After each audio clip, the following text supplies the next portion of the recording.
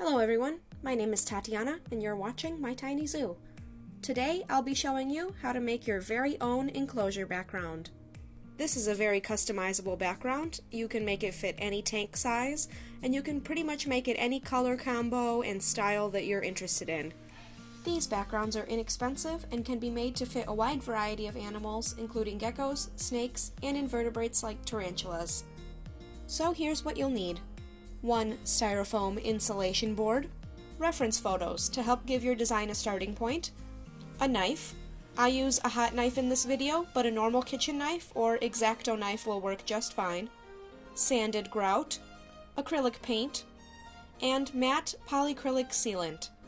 I've included links to all of these items down below. With our Styrofoam board in place, we'll start this build by taking some measurements. We want to get the height and length of your enclosure. The tank I'm using is not common anymore, so I had some very weird measurements, but it came to about 36 inches long and 13 inches tall. But you're going to have to measure the tank you have at home. Using these measurements, I marked a straight line on my Styrofoam. Your line doesn't have to be perfect because we are going for a rocky texture. The measurements we took are the exact width of the enclosure, and as you can see here, our background won't fit inside of our tank. You'll want to take your background 1/4 of an inch smaller on all sides to account for the grout that we're adding later on. You want your background to fit loosely, like this. With the added thickness of grout accounted for, I use my hot knife to cut the Styrofoam.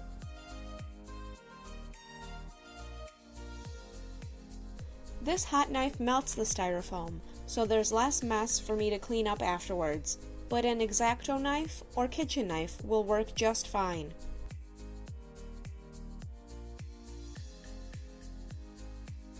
Always make sure that your background fits inside the tank before moving on to the next step. Now, with the piece of Styrofoam cut to size, we can move on to drawing our design. Use your reference photos for inspiration. You can draw square tiles, round rocks, or even your own design to make this background exactly what you're looking for. I'm making an ancient Egypt themed enclosure, so later on I actually use a hieroglyph translator and copied some of the symbols onto my foam. Next, we're going to use our knife to carve in the details that we just drew.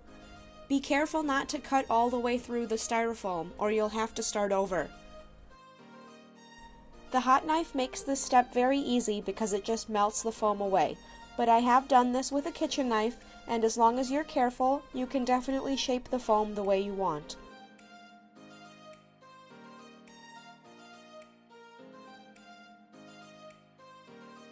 You can use your scrap pieces of Styrofoam and some hot glue to add more texture to your background, or to build in some ledges for your animal to use.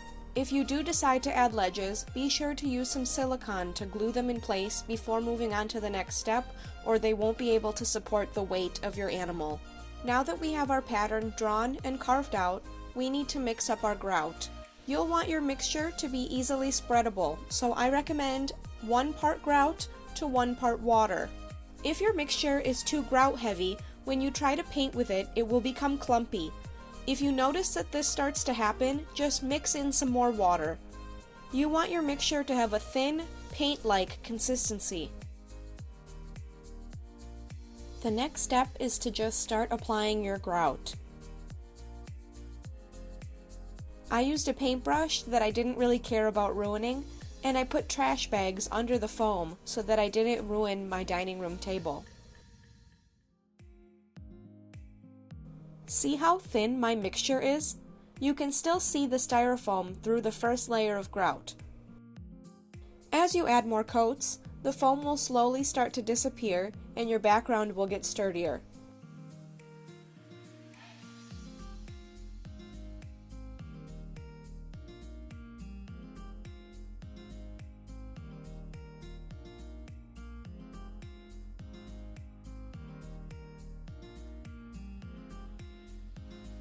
I covered the entire piece in grout, and this is what it looked like when I applied the second coat. I let the grout dry for about 2.5 to 3 hours in between each coat. Don't forget to cover all the sides of your piece. You don't have to do the bottom, because that's the side that will be pressed against the tank.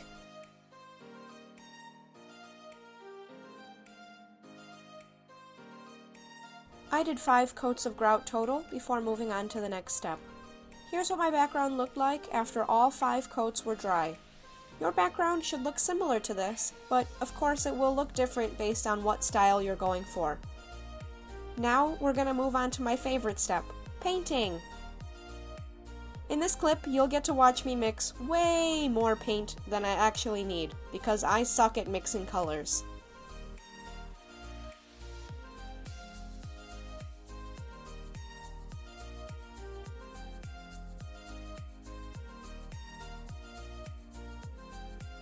Yep, that color is just awful. Let's jump ahead to the color I ended up using.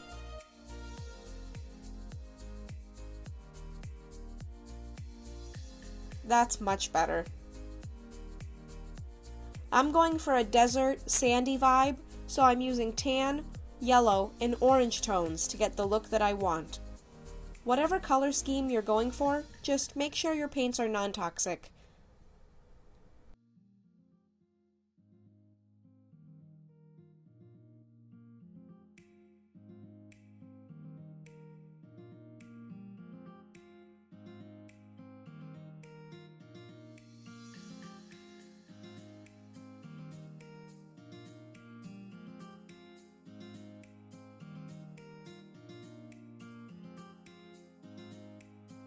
Here's what the piece looked like when I was all done. As you can see, I tried to add variation in my colors.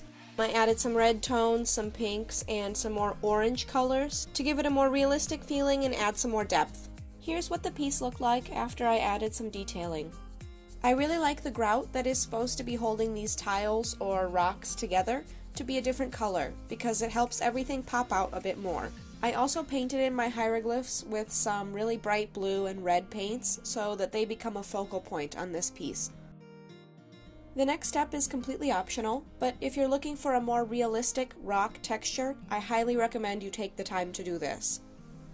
The painting technique I'm showing here is called dry brushing. Basically, you take a color that is lighter than all of the other paints that you used. In my case, it's a very light tan, but for you it might be light gray or even white. Load up your paintbrush with the paint color you're using, and then wipe as much of that paint off onto a paper towel.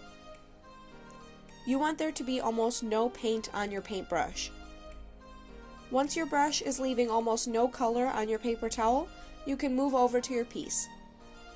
With light pressure, quickly run the brush back and forth over your piece. Since there's such little paint on your brush, it will only leave paint on the raised parts of your rocks. Start with a small section to make sure that you like the way it looks. When your brush stops leaving any paint behind, you can apply more paint, but remember to get most of it off the brush before painting on your piece. This technique will really bring out a natural texture, and it was a huge step in this build where I was going for realistic looking rocks. Guys, we're finally to the last step. Thank you for sticking with me this long, and if you're interested, stay tuned until the end of this video where I break down the price of all the materials and if I think this background technique is worth it.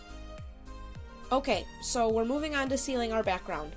This step will make sure your gecko's nails don't scratch through the paint, and it will give more structure to your piece. It's pretty self-explanatory. Just paint on your sealant and wait for it to dry. The sealant I used left a milky color over my background, but it dries clear and matte, so don't worry about it. I did 3 coats total, and I let it dry for 2 to 3 hours between coats. If you really want this background to last a long time, you can coat it in some epoxy, and that will pretty much make it indestructible. I didn't do that for my background, so use your own discretion if you want to make that decision. Other than that, this build is pretty much done, so let's go over the costs. The insulation boards that I bought were $8.48 for a pack of 6. The hot knife I bought was $21.99. The sanded grout was $16.46 for 7 pounds. The paint I used was basic craft paint, about $1 per bottle. I used about 6 bottles. The polyacrylic sealant was $9.98 for a half a pint. Assuming that you're only making one enclosure background and you bought all of these materials, you're going to be spending about $62.91 total. If you want to skip the hot knife and use just a kitchen knife or an X-Acto you have at home, your total is going to be $40.92. This might sound like a lot, but if you actually divide all of the materials by the 6 insulation boards that you have, so a potential for 6 total backgrounds that you can make, your total is actually going to be $15.50 per background, assuming you use all 6 insulation boards and you don't mess up and all that good stuff. $15.50 is a great deal considering that if you go on PetSmart, the cheapest reptile backgrounds that you can find is going to be about $13 for a large 2D background and upwards of $20 to $30 for a 3D background. You guys will have to make the choice yourself if you think it's worth it to go through the effort to buy and make this enclosure yourself, but I think it's really satisfying and it really adds a personal touch to your builds. If you enjoyed this tutorial, please leave me a comment and a like. Don't forget to subscribe, and I have a ton of other animal videos on my channel.